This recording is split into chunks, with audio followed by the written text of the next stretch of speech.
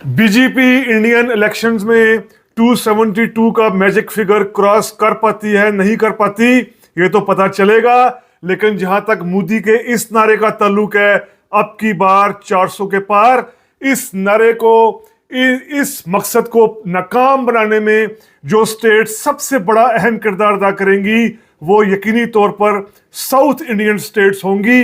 कैसे south Indian states BJP की राह में, बीजेपी का जो अलायंस है एनडीए की राह में रुकावट बनेंगी।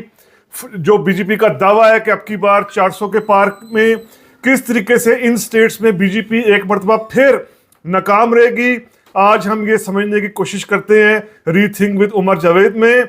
रीथिंक विद उमर जावेद में व्यूवर्स को वेलकम। आप में से ऐसे व्यूवर्स जिन्होंने अभी तक rethink with Umar Javed subscribe नहीं किया, हमारी रिक्वेस्ट है kindly rethink with Umar Javed subscribe करें, ताकि हम आपके सामने फैक्ट्स, फिगर्स, हिस्टोरिकल एविडेंसेस और डेटा पर मबनी वीलॉग्स पेश करने का सिलसिला बेहतर से बेहतर बनाए रखें। इंडिया की कुल 543 सीट्स की अगर बात की जाए तो इसमें 131 सीट्स का जो शेयर है वो साउथ इंडियन स्टेट्स का शेयर है। इनमें जिस तरह जो स्टेट्स हैं, जैसे केरला की 25 स्टेट्स हैं, केरला की 20 सीट्स हैं, आंध्र प्रदेश की 25 हैं, तेलंगाना की 17 है, कर्नाटका की 28 है, फिर यूनियन टेरिटरीज हैं, साउथ इंडिया की पौंडुचेरी एक है, लक्षद्वीप की एक सीट है। सबसे बड़ी जो स्टेट है साउथ इंडिया की वो है तमिलनाडु, जिसकी 39 सीट्स हैं।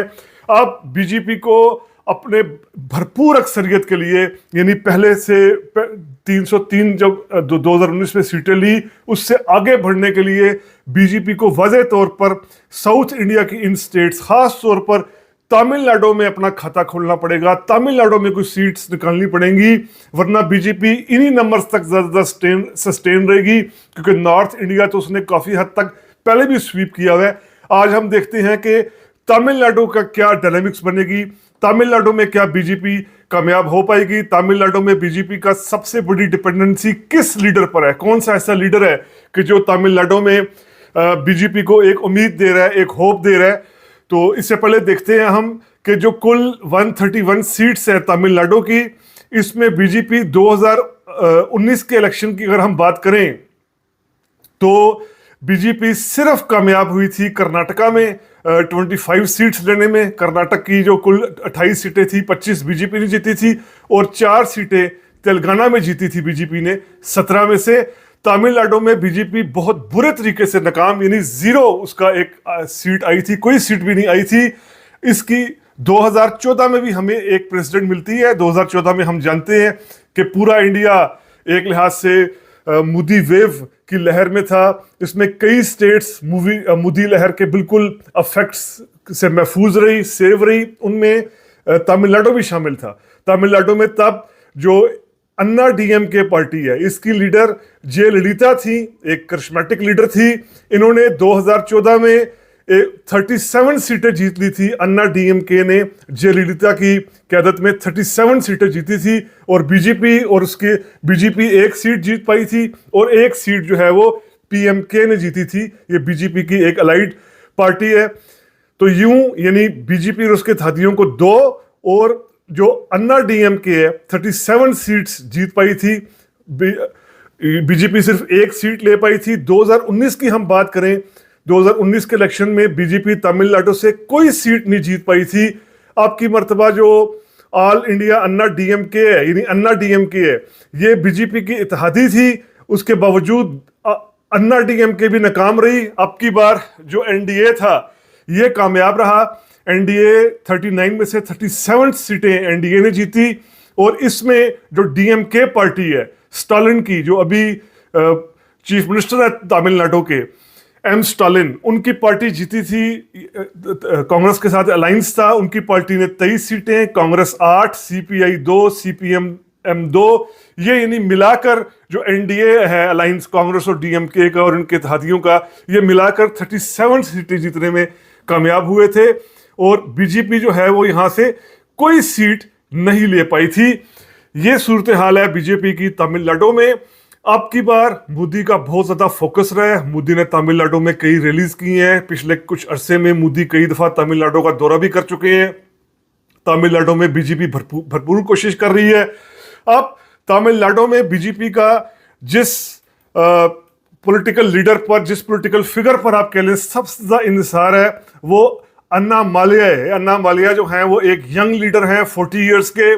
बीजेपी तमिलनाडु के पार्टी के प्रेसिडेंट बने हैं। इनका बैकग्राउंड इंडियन पुलिस सर्विस से है। इंडियन पुलिस सर्विस इन्होंने ज्वाइन की और कर्नाटका में एज अ पुलिस अफसर ये अपनी ड्यूटी सर अंजाम देते रहे। उसके बाद पॉलिटिक्स में आ गए और बीजेपी में एक्टिव हुए। अब अन्नामलैया जो है वो क्या टेक्निक कर रहे हैं कि जिससे बीजेपी जो है अपने आप को मजबूत समझना, अपने आप को पहले से बेहतर समझ रही है तमिलनाडु में। क्योंकि तमिलनाडु की पॉलिटिकल डायनामिक्स में ड्राविडियन अप्रोच का बड़ा अमल दखल है। ड्राविडियन ये एक अप्रोच, ड्राविडियन एक कंसेप्ट है जो अपने आप को नॉर्थ इंडियन से, हिंदी बेल्ट से या ब्राह्मणिज्म से, ब्राह्मणवाद से अपने आप को बिल्कुल अलग दिखाता है, अपने कल्चर को, अपनी सिविलाइजेशन को। ये ड्राविडियन मूवमेंट्स बहुत पुरानी चली आ रही हैं और यही वजह है कि 1960 से लेकर अब तक तमिलनाडु में या डीएमके पार्टी होती है या अन्ना डीएमके पार्टी होती है। ये दोनों पार्टीज ही ड्राविडियन हैं। ड्राविडियन यानी anti north Indian, anti Hindi इनको आप कह लें, एंटी ब्राह्मणिज्म आपको आप कह लें।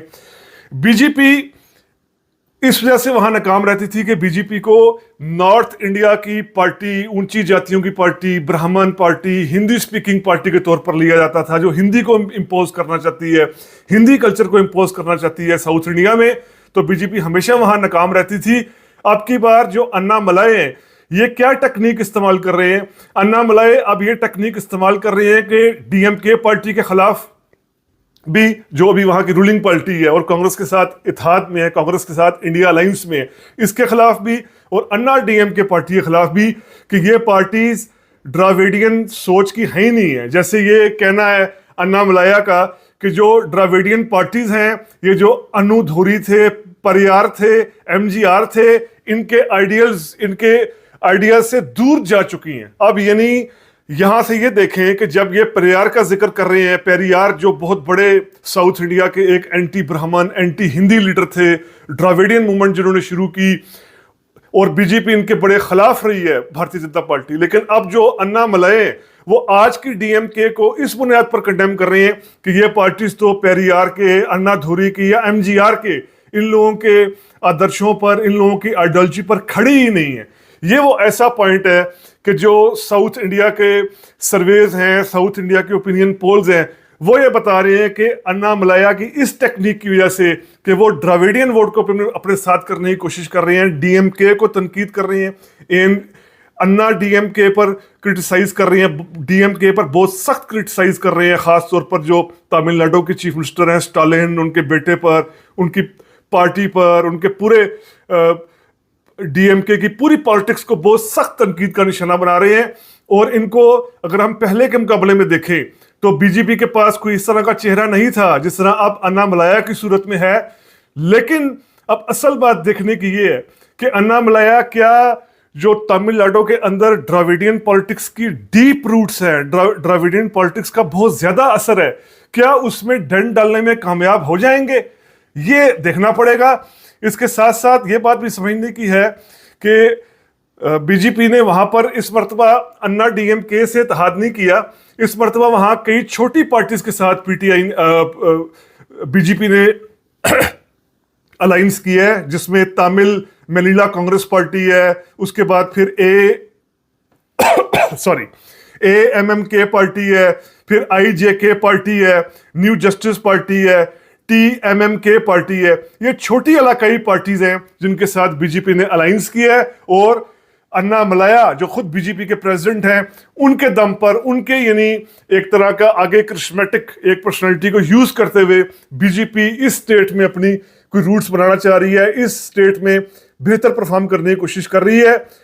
जो गैर जानिबदार और सीरियस और संजीदा हल्के हैं पॉलिटिक्स को समझने के, खास तौर पर साउथ इंडिया के, वो कह रहे हैं कि अन्नामलैया को सोशल मीडिया पर तो बहुत ज्यादा सपोर्ट मिल रही है, लेकिन ग्राउंड पे उतर के, ग्राउंड के अंदर जाकर, तमिलनाडु के विलेजेस में, टाउन्स के अंदर जाकर ड्राविडियन पार्टीज को, खास तौर पर डीएमके को इस तरह खत्म करना, इतना आसान काम नहीं होगा।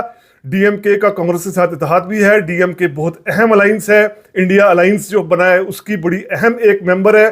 तो ये ख्याल किया जा रहा है कि अन्नामलैया की ये लहर सोशल मीडिया पर तो ज्यादा है, तमिलनाडु के ग्राउंड लेवल पर उसका ज्यादा नहीं है। तो ये हम कह सकते हैं कि इस मर्तबा भी तमिलनाडु के अंदर बीजेपी शायद पहले से कदरे बेहतर परफॉर्म कर पाए। जैसे पिछले इलेक्शन में बीजेपी तमिलनाडु से 3% कुछ वोट ले पाई थी, अब की बार उसका कुछ वोट बैंक बेहतर हो जाए, यदि इससे डबल या ट्रिपल भी हो जाए, 9-10% भी हो जाए, लेकिन तमिलनाडु की 39 सीट्स जो हैं इनमें अक्सरियत हासिल करना बीजेपी या एनडीए के लिए उस तरह मुमकिन नहीं होगा। यह मुमकिन है कि बीजेपी कुछ अपना खाता खोल ले, जैसे कुछ सीट्स ले ले, खास तौर पर साउथ इंडिया की, साउथ तमिलनाडु की कुछ सीट्स ले ले, तमिलनाडु के साउथ के इलाके में अन्नामलैया अपनी सीट शायद जीत जाए, ये तो मुमकिन है। लेकिन स्टेट पे 39 में से हाफ का फिगर टच करना, 19 क्रॉस करना, ये शायद बीजेपी के लिए या एनडीए के लिए मुमकिन ना हो। तो हमारी ये नजर बनी रहेगी इंडिया के इलेक्शंस पर। आज हमने बात की साउथ इंडिया की सबसे बड़ी स्टेट तमिलनाडु की। उम्मीद करता हूं आपको ये व्लॉग पसंद आया होगा। अगर पसंद आया है तो काइंडली सब्सक्राइब कीजिए।